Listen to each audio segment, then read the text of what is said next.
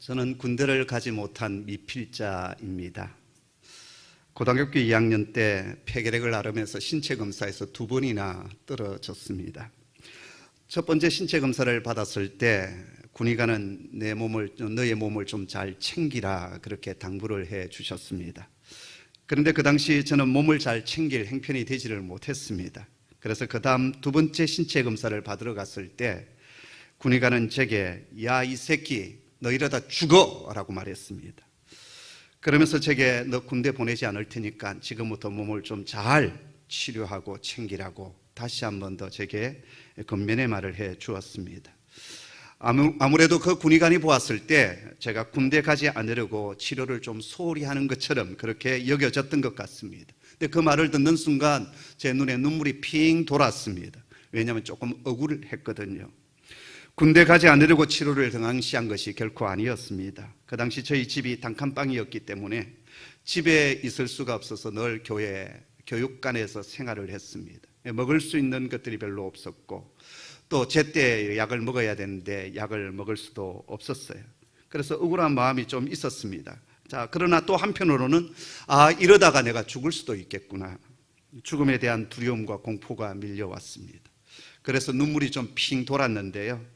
근데 그 군의관의 한마디가 제 정신을 번쩍 들게 했습니다. 내가 이 나이에 죽을 수도 있겠구나. 어찌되었든 내가 살아야 되겠다. 그때부터 하나님 앞에 엎드려 간절히 기도하기 시작했습니다. 치료를 위하여서 애를 쓰기도 했고요. 결론은 하나님의 은혜의 손길을 통하여서 제 몸이 회복되고 치유되고 그리고 이제 신학교에 들어올 수가 있었어요. 그래서 지금도 그때 저에게 강한 어조로 경고의 말씀을 해 주셨던 그 군의관에 대해서 참 감사하는 마음을 가지고 있습니다. 그 한마디가 야, 이 새끼 너 이러다 너 죽어. 그 한마디가 제 정신을 번쩍 들게 만들었기 때문입니다. 하나님은 오늘 또 믿음의 길을 걸어가고 있는 저와 여러분에게 때때로 경고의 말씀을 하십니다. 그때 그 경고의 말씀을 잘 듣고 신실한 믿음의 걸음을 걸어가면 내 인생에 하나님의 은혜가 임하고 하나님의 축복이 임합니다. 반면에 그 경고의 말씀을 귀담아 듣지 아니하고 그 역의 길을 걸어가면 하나님은 오래 참으시고 인내하시고 기다리시는 하나님이시지만 끝까지 그 역의 길을 걸어가고 불순종의 길을 걸어가게 되면 우리 인생 앞에 구원받은 하나님의 백성이지만 광야가 계속됩니다. 뿐만 아니라 돌이킬 수 없는 큰일이 우리 생애 가운데 닥치게 됩니다. 오늘 본문의 말씀을 여러분 보십시오. 오늘 본문의 말씀은 지난 시간에 이어서 우리를 향한 경고 구절입니다. 무엇보다도 불신앙의 위험을 강하게 경고하고 있는 말씀이 오늘 말씀입니다. 오늘 본문의 말씀을 잘 살펴보면 우리 번역에는 좀 잘 나타나 있지 않지만 헬라어 원문을 보면 12절과 19절에 불신앙이라고 하는 단어가 나옵니다. 우리 번역에서는 믿지 아니함으로 이렇게 되어 있는데요. 헬라어를 보면은 아피스티아스 이렇게 되어 있습니다. 여러분, 피스티스가 뭐죠? 믿음 아닙니까? 또 신실함 이렇게 번역된다고 했어요. 근데 이 믿음이라는 피스티스 앞에 부정관사 아가 붙어서 아피스티아스 이렇게 되면 믿지 않는 것, 불신앙 이런 뜻이 되는 거예요. 근데 이 불신앙이라고 하는 이 아피스티아스가 본문의 단락이 시작되어지는 12절에 나오고 본문의 단락이 끝이 나는 19절에 나오고 있어요. 이런 문장 구조를 제가 몇 번 말씀드렸는데요. 이것을 샌드위치 구조, 또 전문적인 용어로 한다면 인클로지오 구조라고 부르는 거예요. 그러나 이러한 문장 구조를 통하여서 전하고 싶은 그 메시지를 아주 강하게 강조하고 또 강하게 전하는 그런 문장 구조가 바로 이 샌드위치 구조입니다. 자, 12절 말씀 우리 한번 같이 볼까요? 함께 읽습니다. 시작. 형제들아, 너희는 삼가 혹 너희 중에 누가 믿지 아니하는 악한 마음을 품고 살아계신 하나님에게서 떨어질까 조심할 것이요. 이 말씀을 받는 사람들은 저 세상 바깥에 있는 불신자들이 하신 말씀이 아닙니다. 이미 교회 공동체 안에 복음을 듣고 믿음의 생활을 하고 있는 성도들에게, 믿음의 사람들에게 주시는 말씀이에요. 근데 이 말씀의 뜻이 무엇입니까? 너희가 자칫 잘못하면 하나님으로부터 떨어질 수도 있으니 조심하라고 말씀하여 주십니다. 그게 뭘까요? 처음부터 우리가 완벽한 불신앙의 길은 걸어가지 않지만 작은 불신앙이 쌓여서 결국에는 큰 불신앙으로 나아가게 되어지고, 그래서 어느 순간 하나님으로부터 완전히 떨어지고 탈락되는 그런 순간이 온다라는 거예요. 그래서 여기 떨어지다라고 하는 이 말은 거리가 멀어지다 그런 뜻이 아니라 본체에서 떨어지는 것, 하나님으로부터 완전히 탈락되어지는 것, 그런 뜻입니다. 그래서 자칫 불신앙의 길을 이렇게 걸어가다가 하나님으로부터 영영 떨어질까 너희는 조심해야 된다, 이런 경고의 말씀을 하고 있습니다. 그러면서 그런 자에게 영원히 피할 수 없는, 회복할 수 없는 재앙이 있고, 그리고 형벌이 있는데 그것이 18절, 19절에 등장하고 있습니다. 우리 한번 18절, 19절의 말씀 같이 읽도록 하겠습니다. 시작. 또 하나님이 누구에게 맹세하사 그의 안식에 들어오지 못하리라 하셨느냐? 곧 순종하지 아니하던 자들에게가 아니냐? 이로 보건대 그들이 믿지 아니함으로 능히 들어가지 못한 것이라. 아멘. 하나님께서 출애굽 시대에 하나님 당신 자신이 맹세까지 하시면서 당신의 나라에, 당신의 안식에 들어오지 못하게 했던 자들이 있습니다. 바로 순종하지 않았던, 말씀이 주어졌을 때 그것을 순종으로 받지 못했던 자들, 바로 그런 자들은 믿지 아니함으로 능히 하나님의 안식에, 하나님의 나라에 들어오지 못했다라고 말씀하십니다. 여러분, 이스라엘 백성들은 출애굽한 뒤에 이 광야 40년 동안 참 많은 불신앙의 세월들을 살아갔습니다. 그런데 그 중에 가장 대표적인 불신앙의 사건이 가데스 바네아의 사건이었습니다. 민수기 13장 14장에 보면 이스라엘 백성들이 시내산을 떠나서 이제 가나안 땅 남쪽 지역, 네게브 사막을 지나서 아래쪽으로 내려오면 이 아모리 족속들이 살고 있는 산지가 있는데, 바로 그 아래쪽까지, 그 경계선상에 있는 성읍이 가데스 바네아였는데 바로 그곳까지 왔습니다. 이스라엘 백성들에게 지금 엄청난 기회가 그들 앞에 놓여져 있습니다. 하나님께서 약속하신 가나안 땅이 바로 눈앞에 있는 거예요. 이제까지 걸어왔던 가나안 광야의 모든 생활들을 이제 종집을 짓고 약속의 땅, 그 땅에 들어가는 겁니다. 하나님은 이스라엘 백성들에 이런 약속을 하셨어요.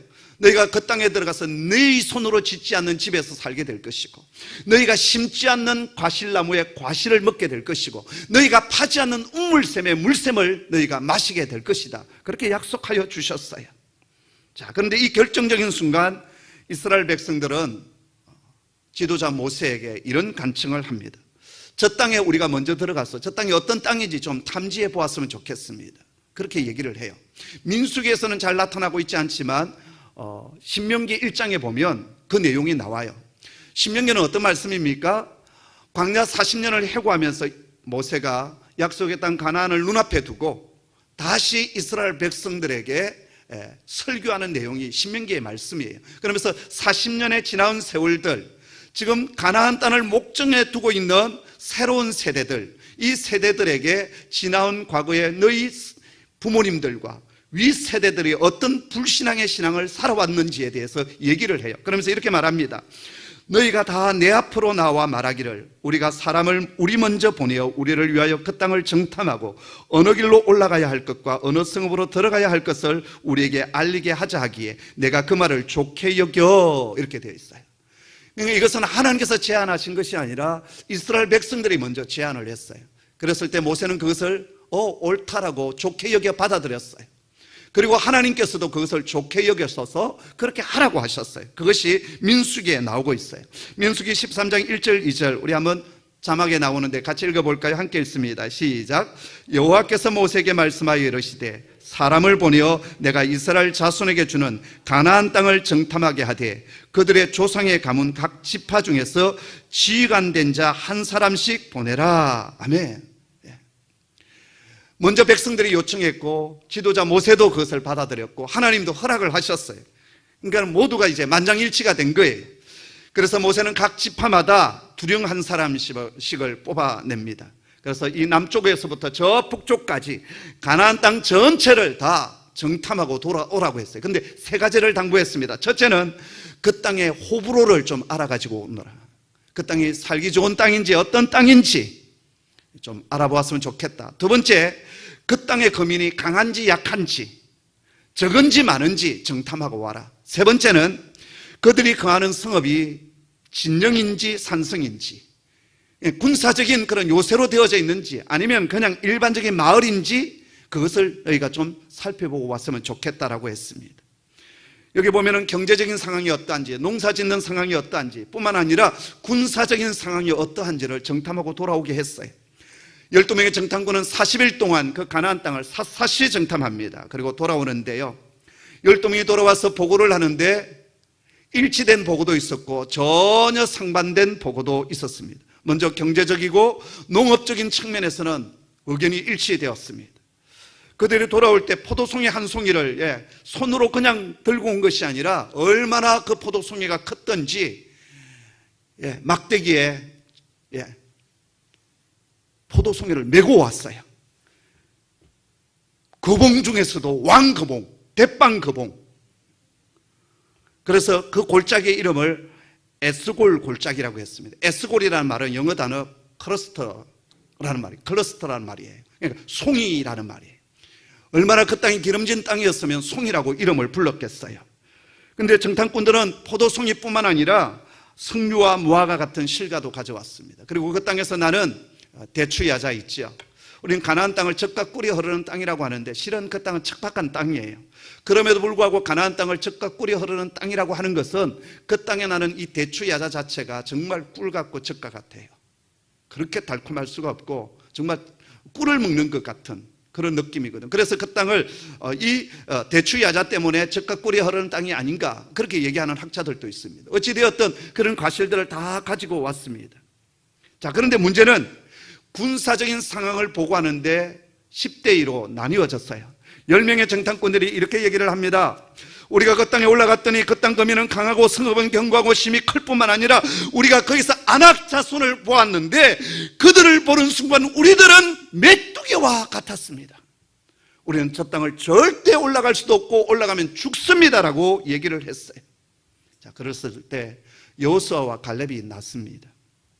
먼저 백성의 마음을 안돈시켜요. 여러분, 좋은 리더는요, 불안에 떨고 있고 두려워 떨고 있는 백성들의 마음을 평안케 하고 안돈시키는 그런 리더가 좋은 리더입니다. 자신의 진영의 어떤 욕심과 이익 때문에 싸움을 일으키고 서로 분노하게 만들고 갈라치게 하는 이런 리더는 좋은 리더가 아니에요. 여호수아와 갈렙이 좋은 리더인 것은 지금 불안에 떨고 있는 백성들의 마음을 먼저 안돈시키고 있습니다. 그러면서 이렇게 말합니다. 우리가 곧 올라가서 그 땅을 취합시다. 여호와께서 우리를 기뻐하시면 우리를 그 땅으로 인도하여 들이시고 그 땅을 우리에게 주실 것입니다. 그러면서 이렇게 얘기를 해요. 이는 과연 젖과 꿀이 흐르는 땅이니라. 다만 여호와를 거역하지 말라. 또 그 땅 백성을 두려워하지 말라. 그들은 우리의 먹이라, 우리의 밥이다 라고 얘기합니다. 그들의 보호자는 그들에게서 떠났고 여호와는 우리와 함께 하시느니라. 그들을 두려워하지 말라라고 주장을 했습니다. 이들의 말은 무엇입니까? 지금 가나안 땅이 있는데, 그리고 그 땅의 백성들과 그 성읍은 견고하지만 하나님께서 우리에게 차려주신 밥상이다라는 거예요. 우리의 믿음으로 올라가서 그 땅에 하나님 차려주신 그 밥을 우리는 먹읍시다라고 얘기했습니다. 근데 문제는 부정적인 보고를 한 사람이 10사람이었다라는 거예요. 그리고 온 백성들의 마음이 이 10명의 부정적인 보고에 마음이 녹아져 내렸습니다. 그래서 민수기 14장 1절에 보니까 온 회중이 소리를 높여서 부르짖으며 밤새도록 백성이 곡하였더라라고 기록되어 있습니다. 저들이 얼마나 절망했으면 밤새도록 통곡하며 부르짖었겠습니까? 그리고 모세와 아론에 대해서 불평하며 원망합니다. 민수기 14장 2절 3절에 보니 이렇게 얘기해요. 이스라엘 자손이 다 모세와 아론을 원망하며 온 회중이 그들에게 이르되 우리가 애굽 땅에서 죽었거나 이 광야에서 죽었으면 좋았을 것을 어찌하여 여호와가 우리를 그 땅으로 인도하여 칼에 쓰러지게 하려 하는가? 우리 처자가 사로잡히리니 애굽으로 돌아가는 것이 낫지 아니하랴. 여기 보면 이스라엘 백성들이 첫째, 지도자 모세와 아론에 대해서 원망합니다. 여러분, 어려움이 생겼을 때 지도자가 책임을 지는 것은 참으로 당연합니다. 그러나 모든 원망을 지도자에게 쏟아놓는 것은 문제 해결이 되지를 않아요.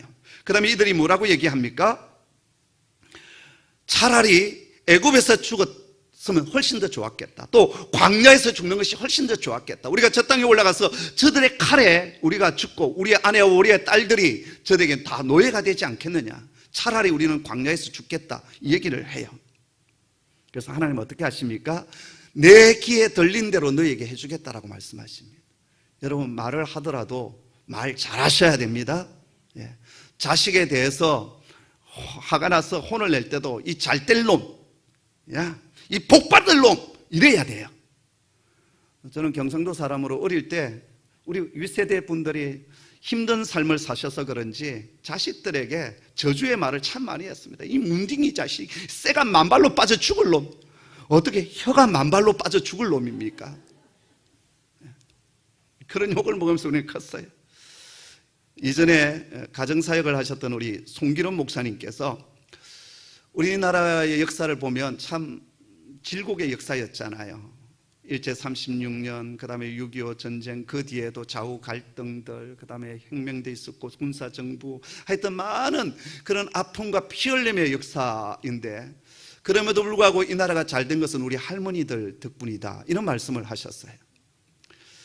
옛날에 참 제대로 못 먹고 그래서 그런지 우리 시대에는 코를 많이 흘렸습니다. 그래서 넌센스 퀴즈에도 시커먼 동굴에 허연 영감이 들어가고 나가고 하는 것이 뭐게 뭐 이런 것까지 있었어요. 지금도 제가 생각해 보니까 늘 여기 세타에 해가지고 이렇게 반질반질했던 것 같아요. 그래서 초등학교 입학할 때 선물이 뭐였습니까? 흰 손수건 하나 핀에 꼽아가 주는 거예요. 이제는 이때 닦지 말고 네 학생 되었으니까 이제 이 수건에다 코를 풀라라는 것 아니겠어요? 그때 우리 할머니들께서 손주들을 다 등에 업고 이렇게 키우셨는데 코가 이렇게 허연 코가 씩 내려오고 하면 또 쑥 들어가고 그럴 때 정말 깨치한 걸레가지고 손주의 코를 풀어주면서 흥해라 흥 그래서 우리나라가 이렇게 흥했다. 그분이 그런 말씀을 하셨어요. 여러분 흥하는 말을 하시기를 바랍니다. 그러셔야 돼요. 그런데 오늘 여기 이스라엘 백성들이요 차라리 우리는 광야에서 죽겠다라고 얘기했어요. 하나님 그 들린 대로 너에게 해주겠다라고 말씀하셨어요. 뿐만 아닙니다. 여호와 하나님의 이름을 여호와가 이렇게 얘기해요. 하나님에 대해서 반말로 얘기를 하고 있습니다. 여러분 자식들 앞에서 리더나 누구에 대해서 함부로 패미하고 또 반말로 얘기하는 것은 상당히 좋지 않습니다. 가령 밥상머리에서 손목사가 안 좋습니다. 독을 먹이는 거예요. 저도 일반적으로 뭐 우리 교육자와 누구 얘기를 하든지 장로님들께서 장로님들 늘 님자를 붙여요. 우리 권사님들 권사라고 얘기도 안 해요. 우리 집사님들 이 얘기를 해요. 존중해 주는 거죠. 그런 것들이 우리 속에 있어야 돼요. 그런데 오늘 여기 이스라엘 백성들이 하나님에 대해서까지 여호와가 반말로 얘기를 하고 있어요. 그리고 급기야 그들은 어떻게 합니까? 우리가 애굽으로 돌아가자라고 얘기를 합니다. 민수기 14장 3절 4절에 보니까는 애굽으로 돌아가는 것이 낫지 않냐라 이래 서로 말하되 우리가 한 지휘관을 세우고 애굽으로 돌아가자라고 얘기합니다. 뿐만 아니라 모세와 아론을 죽이자라고 얘기를 해요. 죽이자. 자, 이로부터 약 1000년이 지난 뒤에 느헤미야가 이 사건을 회상하면서 이렇게 말씀하십니다. 느헤미야 9장 16절 17절에 보니까요 그들과 우리 조상들이 교만하고 목을 굳게 하여 주의 명령을 듣지 아니하고 거역하며 주께서 그들 가운데 행하신 기사를 기억하지 아니하고 목을 굳게 하며 패역하여 스스로 한 우두머리를 세우고 종되었던 땅으로 돌아가고자 하였나이다. 1000년이 지난 뒤에 느헤미야의 결론이 무엇입니까? 그들이 했던 말은 패역한 말이었고 그들이 했던 말은 목이 뻣뻣했던 말이었고 그들이 했던 말은 하나님을 거역했다는 말이다라는 거예요. 이 광야에서 이스라엘 백성들은 지도자 모세와 아론을 돌을 쳐서 죽이려고 했습니다. 여호수아와 갈렙까지 죽이려고 그랬어요. 그때 하나님의 영광의 구름이 해막 가운데 충만히 임하게 돼요. 그때서야 이스라엘 백성들이 하나님의 그 임재 앞에서 두려워 떨며 들었던 돌을 내려놓아요. 결국 이 불신앙의 무리들이 어떻게 되었겠습니까? 먼저 불신앙의 보고를 했던 정탐꾼 10명은 재앙으로 말미암아 그 자리에서 죽습니다. 뿐만 아닙니다. 그 불신앙의 백성 모두를 연병으로 죽이시겠다고 하나님께서 말씀하셔요. 이때 중보자 모세가 하나님 앞에 납작 엎드려서 기도합니다. 하나님, 여호와 하나님께서 우리 우리의 백성들, 당신의 백성들을 저 애굽 땅에서 구원하여 내시고 이 광야에서 죽이시면 이방 민족들, 이 주변에 있는 사람들이 하나님에 대해서 뭐라고 말씀하시겠습니까? 여호와 하나님께서 당신의 백성을 이끌어내시고 광야에서 죽이셨다고 말씀하지 않겠습니까? 하나님, 이 백성을 용서하여 주시고 살려주십시오. 그때 하나님께서 마음을 돌이키십니다. 그리고 살려주십니다. 대신 그 불순종의 대가는 지불해야만 했습니다. 그들은 그들이 했던 말대로 40년 동안 광야에서 방황하다가 광야에서 다 죽어갔습니다.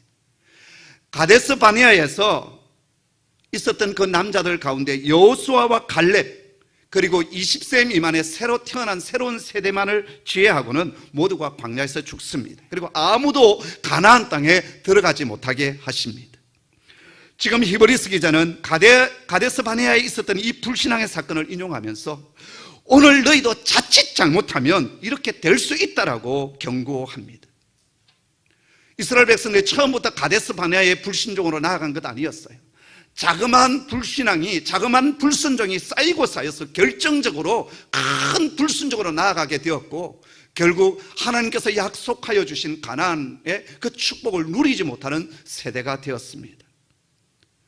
지금 히브리서 기자는 이 구약의 사건을 인용하면서 오늘 우리가 조심해야 될 것이 있다라고 말씀하시면서 몇 가지 권면의 말씀을 주십니다. 첫째, 서로 피차 권면하라라고 말씀하십니다. 13절 말씀인데요, 같이 읽겠습니다. 시작. 오직 오늘이라 일컫는 동안에 매일 피차 권면하여 너희 중에 누구든지 죄의 유혹으로 완고하지 않도록 하라. 여기 보면 매일 피차에 권면하라라고 했습니다. 이걸 볼 때 초대교회는요, 이미 셀 모임으로 모였던 것 같습니다. 매일 셀 모임으로 모이는 바로 그곳에서 서로의 믿음을 격려하고 죄의 유혹에 빠지지 아니하도록 서로를 권면했습니다. 여러분, 신앙은 절대 홀로 설 수 없습니다. 왜 주님께서 몸으로서의 공동체를 세우게 하셨을까요? 서로를 지지하고 격려하고 이끌어주기 위함이었습니다. 영국에 나온 위대한 설교자 스펄전 목사님께 어느 날 젊은 청년 하나가 찾아왔습니다. 목사님, 이 세상에 왜 이렇게 교회가 필요한지 모르겠습니다. 내가 교회를 보았더니 너무 문제가 많은 것 같고 위선자들이 득실거리는 것 같고 차라리 혼자 성경 읽고 찬송하고 기도하고 혼자 하나님 믿으면 안 됩니까? 왜 교회가 필요한 겁니까? 라고 했어요.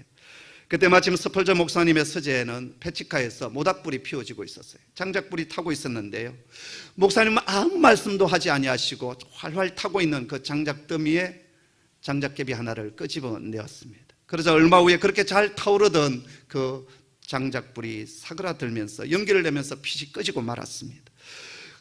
그러자 목사님께서 그 청년에게 말씀하셨습니다. 신앙생활은 이와 같은 것일세. 혼자서는 신앙의 불길을 일으킬 수 없네라고 말했습니다. 여러분, 나홀로의 신앙은 참 위험합니다.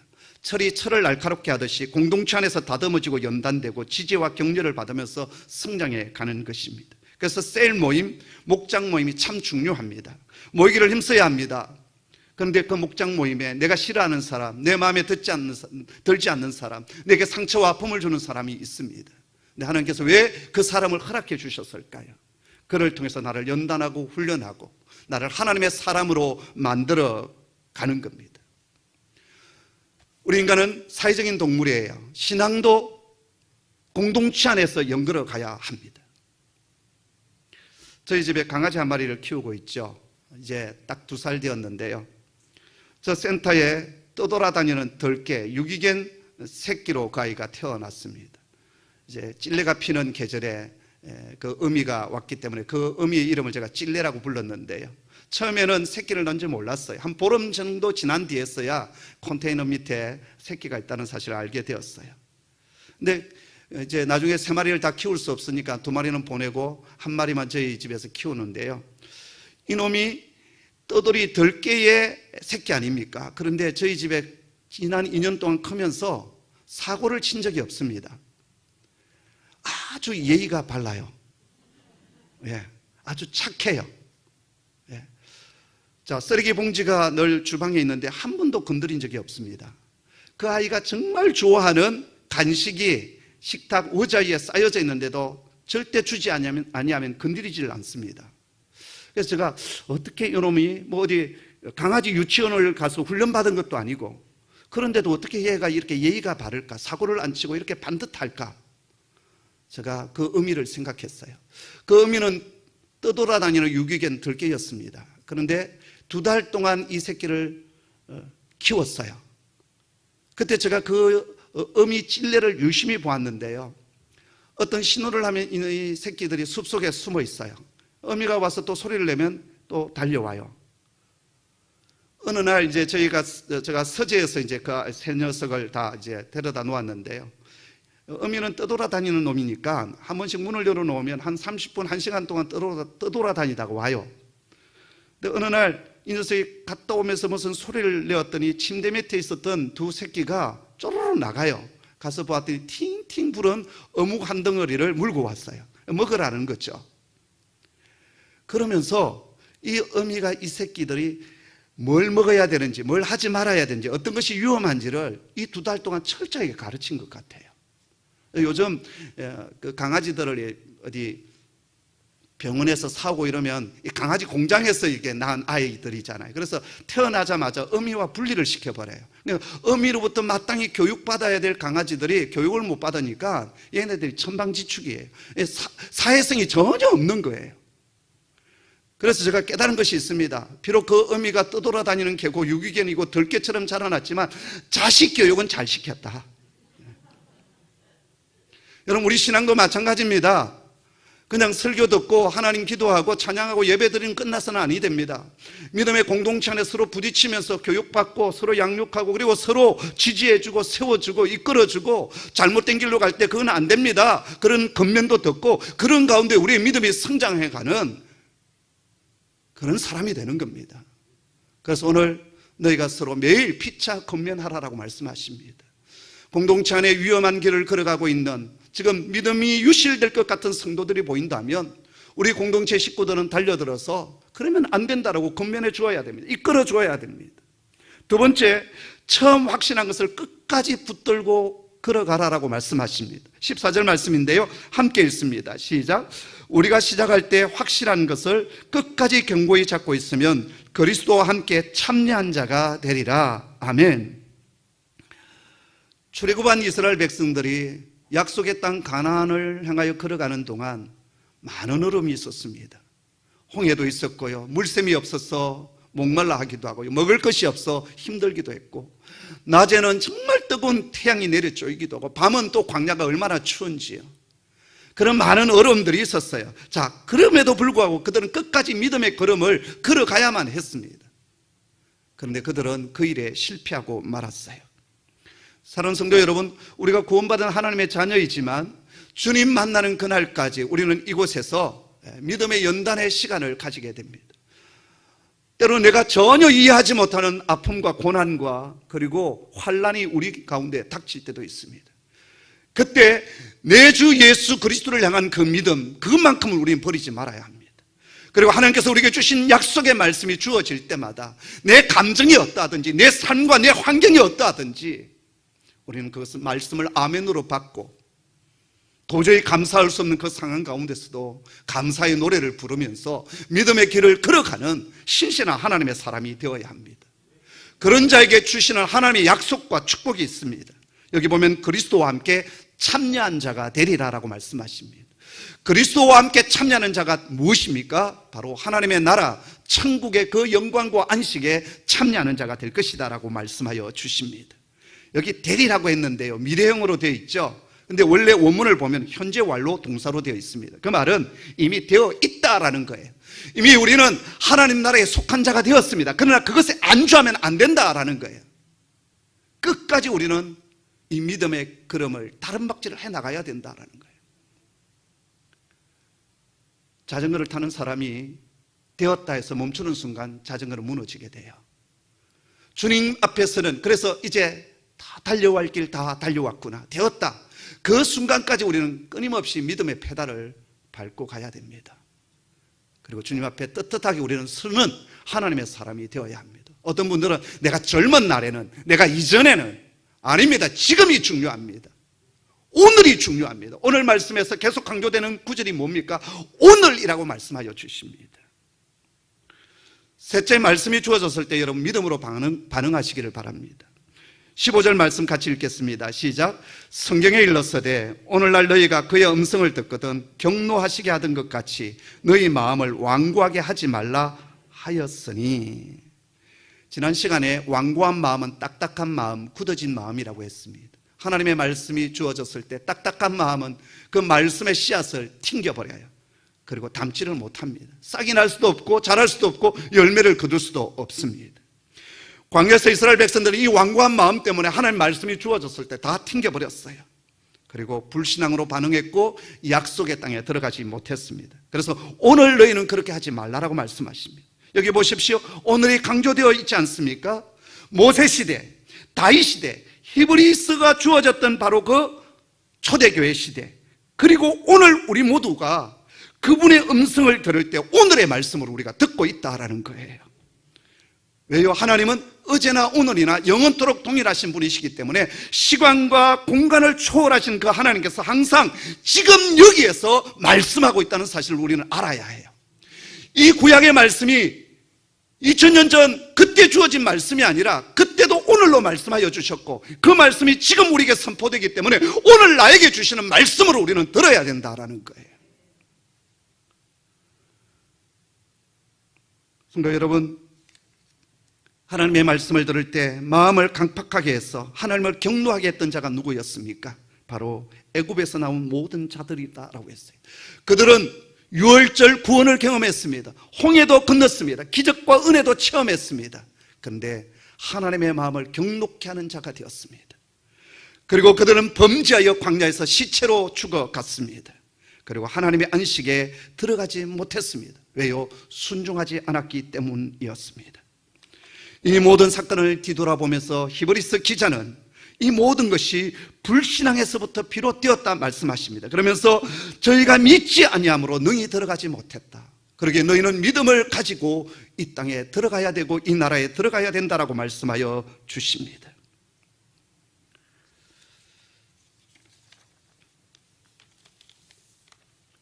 오늘 우리는 주 예수 그리스도를 나의 구주로 믿고 믿음의 걸음을 걸어가고 있는 사람들입니다. 주님께서 이 땅에 오셨을 때 초대교회 주님께서 이 땅에 오셨을 때 사두개파, 바리새파, 하나님의 말씀을 가지고 있던 자들이 주님을 거절했습니다. 그들은 하나님의 말씀을 받은 자들이었지만 하나님의 나라에 들어가지 못한, 구원받지 못한 백성이 되었습니다. 그리고 오늘 또 우리에게 이 말씀을 동일하게 주고 있습니다. 우리가 받은 구원이 이미 이루어졌다고 안주하지 마시기를 바랍니다. 주님은 그 마지막 날에 바깥 어두운 데서 슬피 울며 이를 갈미 있을 것이다라고 말씀하여 주십니다. 하나님의 말씀이 주어졌을 때 그 말씀을 믿음으로 받으며 아멘으로 응답하며 불순종이 아니라 순종의 걸음을 걸어가는 그런 하나님의 사람 되기를 간절히 당부합니다. 예수님께서 어느 날 갈릴리 가버나움에 들어가셨을 때 백부장 한 사람이 주님께로 나왔습니다. 백부장은 로마 군대의 장교입니다. 그가 이렇게 간청을 해요. 주님, 우리 집의 하인이 중풍병으로 죽어가고 있습니다. 그때 주님께서 내가 가서 고쳐주리라. 그때 이 백부장이 아주 놀라운 말 한마디를 합니다. 주님, 저희 집에 오심을 저는 감당치 못하겠습니다.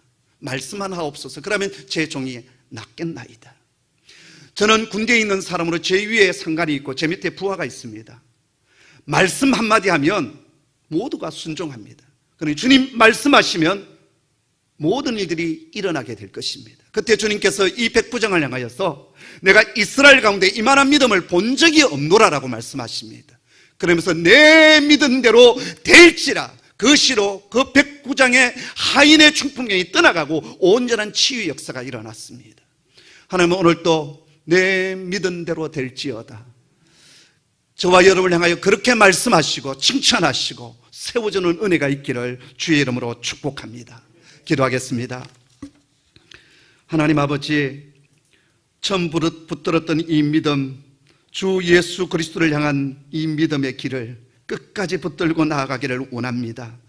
고난도 있고 아픔도 있고 눈물도 있고 때로는 도저히 이해할 수 없는 일들이 내 주변에 일어난다 할지라도 주의 말씀에 믿음으로 반응하며 그 말씀을 온 믿음으로 받으며 순종하여 걸어가는 저희 공동체에 되게 하여 주시옵소서. 감사합니다. 예수님의 이름으로 기도드리옵나이다. 아멘.